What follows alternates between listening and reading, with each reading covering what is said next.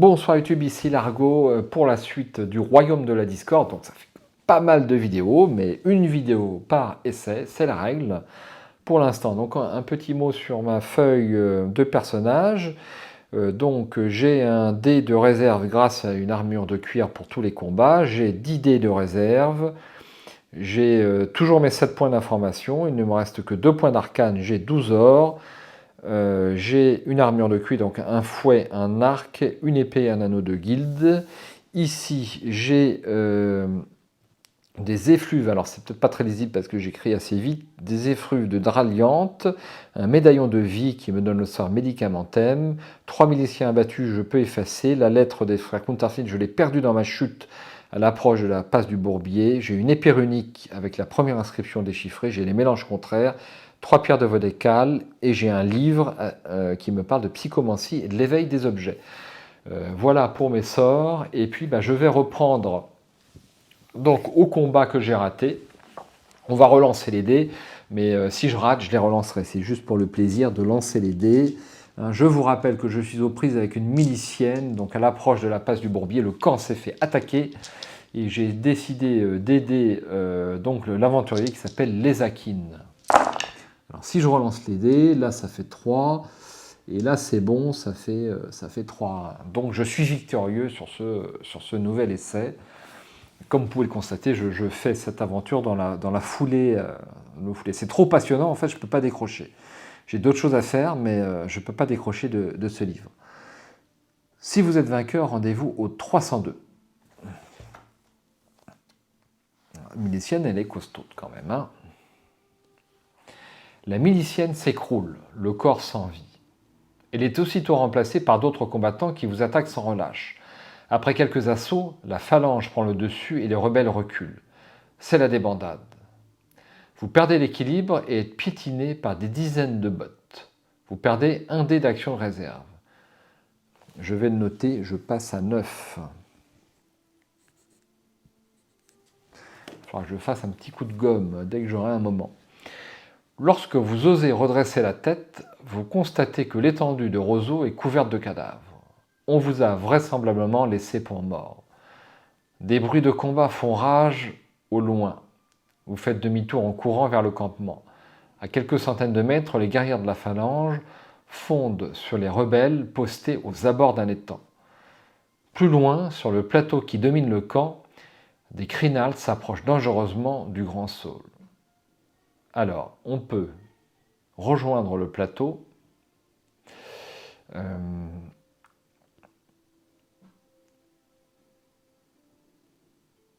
Les guerriers de la phalange fondent sur les rebelles postés aux abords d'un étang.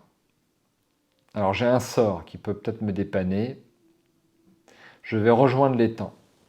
Compte tenu du sort que je possède, Aquapossum, on ne sait jamais. 280. Alors tout à l'heure, je ne pouvais pas lancer de magie, mais peut-être que maintenant c'est bon. On ne sait pas. Les phalangistes ne laissent aucun répit aux défenseurs repliés vers l'étang. Vous reconnaissez alors Lézakine en train de combattre comme un lion dans la masse compacte des guerriers. Vous remarquez un milicien en retrait qui hurle des ordres à ses troupes. Avec rage, vous vous ruez vers lui. C'est un chef milicien. Si vous êtes vainqueur, rendez-vous au 412. Alors, donc, nouveau lancer de dés. Donc, j'ai toujours 5 dés verts contre 3 dés rouges. Et l'essai s'achève si j'échoue. J'ai 9 dés, je vais en consommer un seul. 8. Je passe à 6 dés contre 3 quand même. Alors 5, 5, 5, j'ai 4, 5, c'est forcément bon, c'est réussi. Le chef milicien va s'écrouler. Il n'avait pas qu'à tomber sur la route. Non. 412.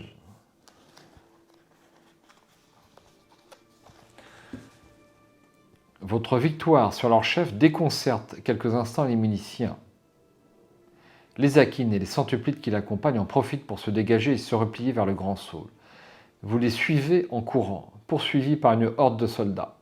Vous êtes à peine arrivé à proximité de l'arbre géant que des rebelles viennent se rallier à la troupe de Lézakine. Vous êtes sur le point de repartir au combat lorsque des cris de terreur retentissent. Rendez-vous au 278. Je suis, semble-t-il, dans le combat final. 278. Je ne peux pas décrocher. Alors que vous avancez vers le plateau, des hurlements de terreur s'élèvent. Des Éowyn engagés dans l'affrontement refluent dans votre direction, le visage déformé par la peur. Derrière eux, des crinales s'écartent pour laisser le passage à une gigantesque silhouette.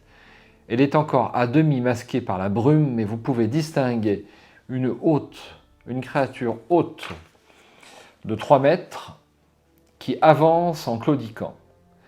Elle tient dans chacun de ses 4 bras un poignard grossièrement taillé dans la pierre. Son torse et ses jambes sont couverts d'une toison hirsute et elle arbore une corne brisée au milieu de son front. Lorsque le visage du monstre émerge des volutes du brouillard, vous éprouvez un haut-le-cœur en distinguant un ersatz de faciès humain qui aurait été reconstitué de manière aléatoire. La bouche s'étire sur un axe vertical, les yeux sont totalement décentrés et le nez semble avoir été brisé à de multiples reprises. Une odeur pestilentielle emplit instantanément l'atmosphère. Vous comprenez que c'est à présent de cette abomination qui bloque votre magie, la présence, pardon, je suis effaré par cette bête et je suis déconcentré. Vous comprenez que c'est la présence de cette abomination qui bloque votre magie depuis ce matin. C'est un infrafarn, et il s'avance dans la direction de la clairière aux champignons, vers le refuge de Zila. Que faites-vous? Vous tentez de vous interposer malgré la peur qui vous noue les entrailles. 292. Vous essayez de détourner son attention en l'attirant vers une autre direction. Je vais faire ça, je vais détourner son attention. J'espère ne pas me tromper, chers amis lecteurs. Alors que vous essayez d'attirer son attention pour vous lui faire changer de direction, la créature vous renverse d'un coup de pied. Vous vous écrasez sur le sol. Le choc vous fait perdre un dé d'action de réserve. Vous roulez sur vous-même pour éviter d'être piétiné. Inexorablement, l'intrafarn se dirige vers la clairière aux champignons. Neazika vous rejoint et vous aide à vous remettre sur pied. Elle a le visage blême. Il faut l'arrêter, dit-elle. Les défenseurs du camp sont en train de fuir. Je passe à 7, le temps de le noter, à 7 en dés de réserve. Donc je passe au 292.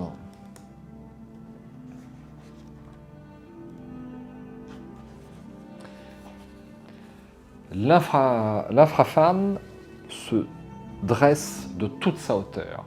Ses bras qui balaient les alentours de manière saccadée et sa démarche hésitante le font ressembler à une horrible automate. Il paraît ne pas vous voir et se dirige imperturbable vers le refuge de Zila et tête gauche, à quelques 200 mètres derrière vous. Vous remarquez un filet de pêcheur pendu à une branche du grand sol. Une idée vous traverse l'esprit et vous hurlez aux rebelles de vous suivre. « Tendez les filets, tendez les cordes !» criez-vous. Neazinka, qui se tient à faible distance, relève vos ordres aux rebelles. Mus par l'énergie du désespoir, les combattants de la meute s'affairent à tendre des cordages et à entourer le monstre. Gêné dans ses mouvements, l'infrafarn redouble de violence. D'un coup de son arme archaïque, il brise le dos d'un malheureux sans drove et piétine 2 Éowyn. Puis, vous vous précipitez sur lui et lui entaillez la cuisse avant de reculer. Il hurle de rage et se débat furieusement, s'empêtrant plus encore dans les cordes et les filets. Aidé de Neazinka, qui motive ses troupes en leur criant des encouragements, vous parvenez finalement à faire chuter la créature en avant. Avec une haine décuplée par la peur, la meute des rebelles massacre le monstre immobilisé et bientôt un flot de sang violet vient colorer le plateau. Ouf, j'ai même pas fait de test. Alors je pensais utiliser mes mélanges contraires, mais j'ai pas eu besoin apparemment. 72. Je ne sais pas s'il y avait moyen de mieux faire sur ce combat, peut-être. 72. Qu'est-ce que c'est ça? Les crinales qui s'étaient écartés pour laisser place aux monstres se sont à présent regroupés et s'apprêtent à charger. Derrière eux, vous voyez avec horreur 6 infrafans se diriger de leur démarche incertaine vers la cache de Zilla. En votre fort intérieur, vous pestez contre votre infortune. Alors que vous tentez de contrôler la panique qui vous submerge, vous remarquez sur votre gauche, entre l'étang et la paroi de la montagne, un grand crinal. Il observe la bataille. Le colosse porte d'épaisses fourrures et tient entre ses mains des chaînes en acier auxquelles sont attachées 4 femmes. Elles sont agenouillées et simplement vêtues de toges crasseuses et déchirées. Vous reconnaissez alors sur leur poitrine dénudée les médaillons rouges caractéristiques des sœurs zélotes. Elles paraissent plongées dans une transe et psalmodient des mots étranges. Derrière le barbare, un aphmérite se tient sur ses pattes, les ailes repliées. Ce sont elles qui contrôlent les monstres, pensez-vous. Dans votre dos, la pluie de pierres a repris, et plus drue encore. Si vous décidez de vous approcher du barbare pour tenter de trouver un moyen de le neutraliser, rendez-vous au 104. Je peux également repartir en arrière pour rejoindre Zilla. Mais non, je dois le neutraliser, c'est évident. 104. Vous vous approchez en rampant sur le sol jusqu'à un arbre qui a été frappé par la foudre. Dans votre cachette, vous bénéficiez d'un bon poste d'observation. Le crinal est concentré sur le spectacle qui s'offre à lui, le massacre de la meute d'Orune. De temps à autre, il esquisse un sourire cruel et tire sur les chaînes, obligeant les sœurs zélotes agenouillées à se rapprocher de lui. Il porte autour du cou un lourd collier de fer auquel est serti un joyau bleu iridescent. Son crâne chauve et ceint d'un adème également en fer et gravé de runes. Posé à ses côtés repose un cimeterre dont la poignée est recouverte de cheveux d'apparence humaine.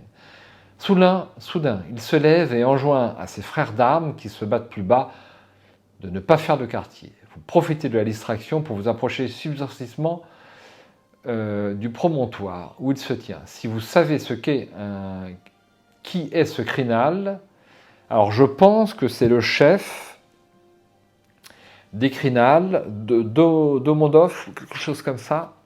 Rendez-vous au 320. C'est forcément lui. Donc, alors par contre, j'ai pas noté son nom, vous voyez, dans mon petit carnet de notes, et ça c'est fâcheux, il faut que je prenne plus de notes. Mais si, c'est Ostrom, rendez-vous au 320. Je pense que c'est lui, 320.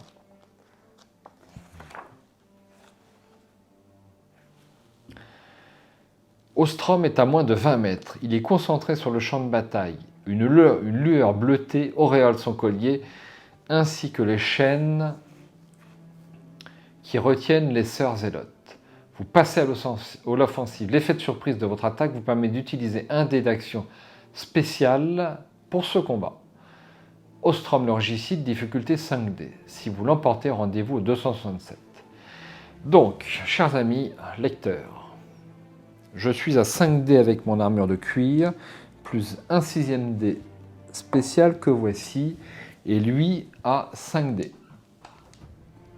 Donc je suis à 6 contre 5, je vais rajouter 2 dés, et je passe à 5 dés de réserve. Allez.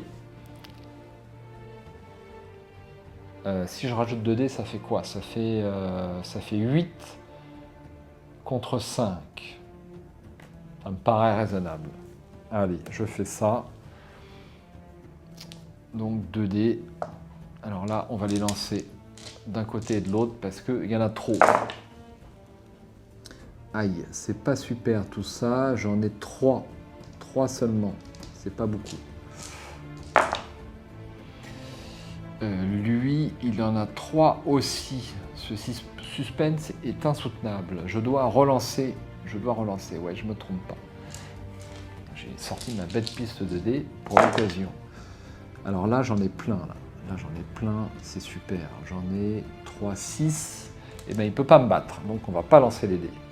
Ouais, on va les lancer pour le plaisir parce que les dés sont jolis. Non. Voilà. Donc, il a fait 4, ce qui est déjà pas mal. Je suis victorieux. Je vais au 267.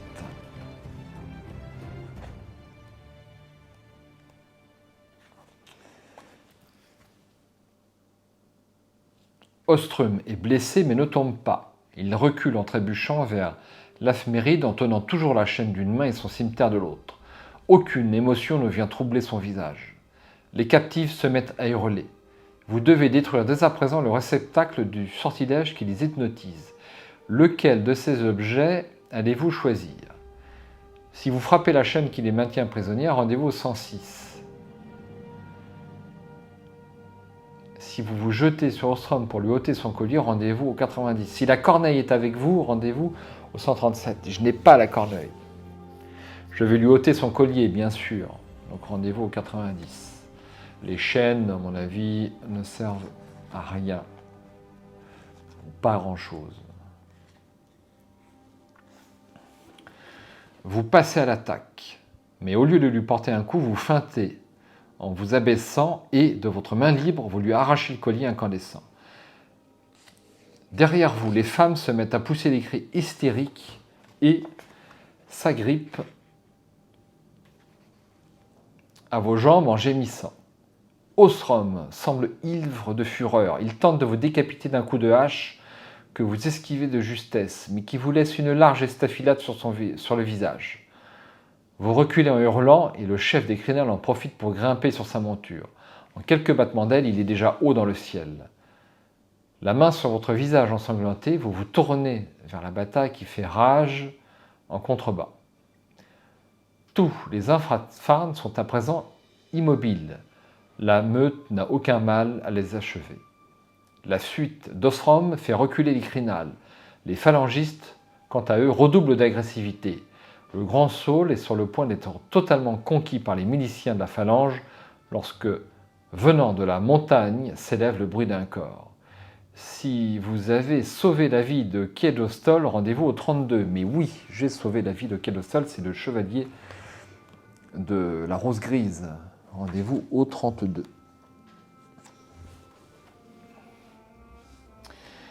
Le bruit de corps se perd en écho. Du côté de la passe du Bourbier, vous entendez une clameur. Des chevaliers portant les armures rapiécées surgissent de la montagne. Ils sont à cheval et fondent sur les troupes de la phalange en les prenant en tenaille. Vous reconnaissez à leur tête Kédostol, le chevalier ivre dont vous avez sauvé la vie. Il semble saisi de frénésie et frappe comme un possédé ses ennemis qui bientôt s'amoncellent autour de lui. Les chevaliers de la Rose Grise, ou en tout cas, quelques-uns de leurs courageux représentants sont arrivés à point nommé. Vous n'en revenez pas, ils sont moins de 50 mais dégagent une force impressionnante. La meute d'Orune se ressaisit et aussitôt les Crinales et les miliciens sont repoussés vers la passe ou taillés en pièces. Vous pourfondez un fuyard qui tente de forcer le passage et criez aux rebelles de profiter de l'avantage. Les bruits de Crinales emplissent l'atmosphère lourde du marais. Privés de leur chef, les Crinales se replient dans la passe. Les miliciens lâchent leurs armes pour fuir plus rapidement. D'autres supplient qu'on leur laisse la vie sauve. Vous voyez avec satisfaction les chevaliers et la meute remporter la victoire. Vous avez gagné la bataille du Bourbier. Ça n'a pas été de tout repos, chers amis, mais je suis très content. 59. La brume commence à se dissiper et bientôt des rayons solaires filtrent des nuages et éclairent la vaste étendue de roseaux sous vos pieds. Les sœurs zélotes sont couchées sur la pierre, tremblant de tous leurs membres. Vous les aidez à se redresser et, grâce à vos propos rassurants, elles consentent à vous accompagner jusqu'au Grand Saule.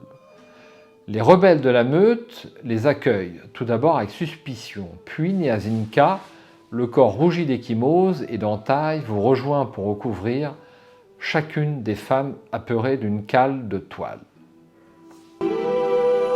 Alors, excusez-moi, j'ai été interrompu par un malotru, vous avez entendu la sonnette, alors que je suis en pleine bataille. Enfin, la bataille est terminée, mais je vais peut-être récolter les fruits de cette victoire. Alors, j'en étais rendu où je ne me souviens plus. Les cris de victoire pleuvent en tous sens. Les Akines. Alors, je remets mon micro correctement.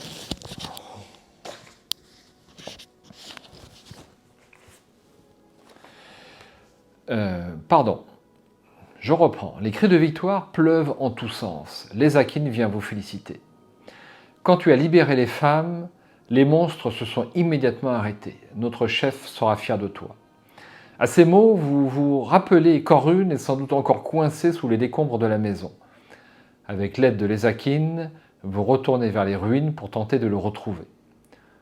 En votre fort intérieur, vous avez le secret espoir qu'il ait péri. Lorsque vous arrivez devant les murs effondrés de la maison, il n'y a plus aucune trace de lui. Un cri qui vous déchire les tympans claque dans l'air puis s'éteint dans un faible mur. Zila, pensez-vous. Sans perdre une seconde, vous vous rendez à la clairière aux champignons. Les énormes cèpes obscurcissent la lumière du soleil et des milliers d'insectes bourdonnent autour de leur chapeau. Adossé à un spécimen d'amanite gigantesque, tête gauche se tient le flanc. Un poignard est enfoncé jusqu'à la garde dans son estomac. Il vous regarde en tremblant. Une dizaine de mètres plus loin, vous distinguez Orun, sa rapière à la main, et de l'autre, en train de tirer Zila par les cheveux. « Maudite sorcière, tu croyais sans doute que ce satané reptile allait me faire peur. C'est toi la responsable de cette catastrophe, n'est-ce pas? Tu me faisais les yeux doux pendant que dans mon dos se tramait de viles trahisons. Je vais te faire ravaler tes prétentions, catin !» Zila semble indifférente à ce qui lui arrive. Elle pleure en répétant inlassablement. « Tête gauche, ne meurs pas !» Vous vous élancez vers eux lorsque le monde se met à tourbillonner autour de vous. La terre tangue et le ciel paraît se retourner. Vous êtes pris d'un haut-le-cœur et tombé à genoux. Votre regard se porte vers Zila. Vous essayez de l'appeler, mais aucun son ne sort de votre bouche. Rendez-vous au 440. Cette fin de livre est passionnante. Je l'ai déjà dit, mais je me répète. 440.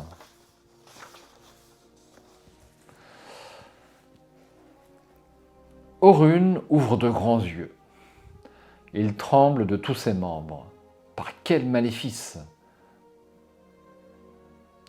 Les yeux de Zila rougeoient et une aura électrique danse autour d'elle. Son expression, empreinte d'une tristesse infinie, se métamorphose subitement en un rictus de haine. « Pauvre fou, ne t'a-t-on pas dit qui je suis ?» Orun est paralysé par la terreur. De la bouche de Zila s'échappe une flamme aveuglante, d'un blanc immaculé qui vient frapper Orun. Le brigand est instantanément carbonisé. Sa peau prend une couleur sombre, noire comme le jet, et son corps reste debout, figé dans une posture qu'il gardera pour l'éternité. Zila se redresse et vous toise longuement sans mot dire. Derrière elle, une silhouette vaporeuse prend forme et croît de plus en plus jusqu'à dépasser la taille du grand saule. Vous reconnaissez alors le spectre de Sinistrose elle-même dans toute sa majesté. À genoux, hurle-t-elle à l'adresse de la meute d'Orun. À genoux, tous, ou craignez le courroux de la propagatrice des arcanes. Sous l'emprise de cette apparition, la meute s'exécute et voyez peu à peu chaque rebelle terrifié poser le genou à terre. Le mal du marais a emporté votre chef bien avant que je mette fin à ses souffrances, s'écrie-t-elle. L'énorme silhouette translucide se tourne alors vers vous et vous pointe de sa main au doigt fin. Tu m'as bien servi. Dorénavant, tu seras celui qui guidera la meute. Les rebelles vous regardent avec crainte, puis l'un après l'autre posent leur front sur le sol en guise d'allégeance. Cagliostole et ses chevaliers, face à la puissance divine qui se manifeste devant eux, ont le front eux aussi contre terre. Le spectre qui flotte au-dessus de Zila lève les mains et psalmodie une incantation.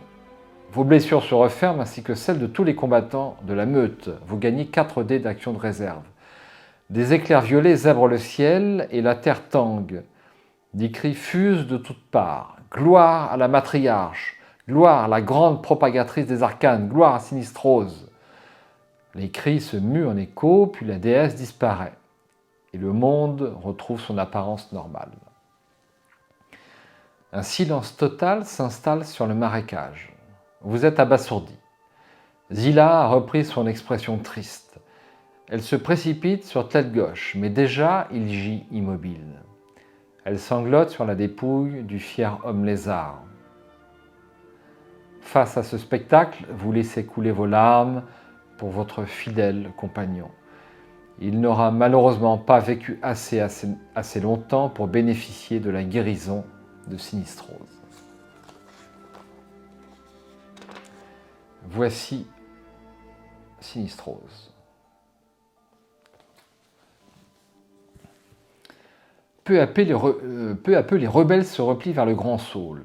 Alors je vais noter mes 4 dés de réserve en plus avant d'oublier. Je repasse à 9. J'ai quand même une bonne réserve. Peu à peu, les rebelles se replient vers le Grand Saule. Il faut reconstruire le camp et élaborer une nouvelle stratégie. Les Akens et Neazinka vous escortent vers une tente improvisée. C'est là que vous allez tenir votre premier conseil de guerre avant de repartir pour un long voyage à travers les marais. Vous avez gagné une bataille décisive. L'armée d'hommes libres qui vous accompagne à présent dans votre quête va vous aider à changer le cours de l'histoire des 5 contrées. En premier lieu, il vous incombe la responsabilité d'escorter Zila jusqu'à Kronenstadt et de trouver des alliés prêts à vous épauler dans votre combat contre les princes félons. Retrouvez la suite des aventures du diplomate impérial dans le 2e volume des Chroniques d'Almaron, intitulé, j'ai beaucoup lu aujourd'hui, je commence à bafouiller un peu, La Cité des Proscrits. Conservez vos dés d'action de réserve pour cette aventure. Vos points d'arcane retrouvent leur valeur initiale de 5. Alors je suppose que moi je vais retrouver des points d'arcane à une valeur de 6. Eh bien, ma foi, on a un final grandiose pour ce livre qui s'achève sur un combat mémorable contre le chef Ostorn, le chef des Crinales, et c'est bien trouvé. Alors, je pourrais dépenser un peu plus de dés de réserve par rapport au total qui me reste, qui est de 9. 9. Est-ce que c'est beaucoup ou pas? Je ne sais pas. Peut-être qu'on peut démarrer le livre 2 avec plus de choses. En tout cas, je pense que j'ai raté un certain nombre de choses, mais ce sera pour un essai ultérieur, puisque là, je commence à connaître quand même pas mal le récit, mais je n'ai pas tout trouvé. Que voulez-vous, c'est comme ça. En tout cas, c'est passionnant. Rémi Deconic est un conteur, ma foi, fort doué. J'ai essayé de me renseigner sur d'autres livres qu'il a écrits, sauf erreur, je n'ai rien trouvé en dehors de ses chroniques. Mais vu qu'il est passé par l'une des vidéos, je vais essayer de l'interroger parce que c'est vraiment très très bien. J'ai beaucoup apprécié ma plongée dans le royaume de la discorde et je suis impatient, que voulez-vous, de démarrer le livre suivant. Si vous avez, comme moi, apprécié ce volume, n'hésitez pas à laisser un petit commentaire à la fin, à le dire. Et puis, si vous avez des remarques sur les vidéos, je me répète, mais ne pas hésiter à faire les remarques. Alors, on m'a fait la remarque que parfois je tremblais avec le livre dans les mains, mais j'ai du mal à améliorer ça parce que je suis bien obligé de porter le livre à certains moments. Concernant la musique, elle est parfois un peu forte, mais j'ai pas eu de remarques, donc je pense que ça va, mais je fais très attention à ça, puisque avoir une musique trop forte dans les oreilles, ce n'est pas bon. Je m'éclate comme un fou à lire ces bouquins, donc on verra la suite sur cette chaîne. Comme quoi, un simple livre peut faire votre bonheur. À ciao, et je vous dis à bientôt pour la suite des aventures du diplomate impérial Largo. Ciao.